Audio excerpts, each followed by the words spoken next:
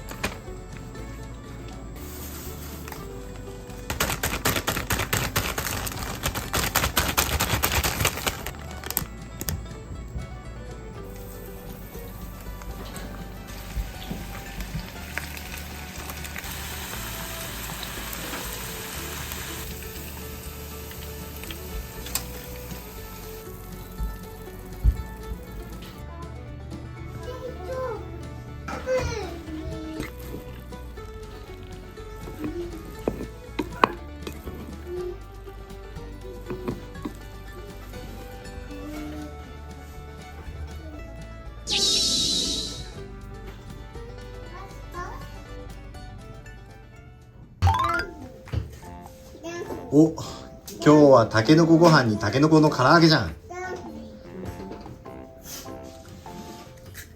早速たけのこなら食べれるの？唐揚げなら。それ野菜だよ。いただきますした。炒めますって聞こえたよ。本当？ぽっくん、それなら食べれる？食べてみて。なんだ、じゃあいらないのか。よし、じゃあ食べろよちゃんと。はい。たけのこ初めてだな、そういえばな。去年は食べれんかったね。楽勝だな、もう。よしよしよしよし。しっかり食べろよ。これもたけのこご飯だからな。たけのこから食べんの？だってこれたけのこ入ってるよ。うまいだな。生卵かけて食ったらうまいんだけどね、それさらに。ね、私はこのままで。何を？ね、その間の味を楽しむの。ありがとう。はい。ご苦労さん。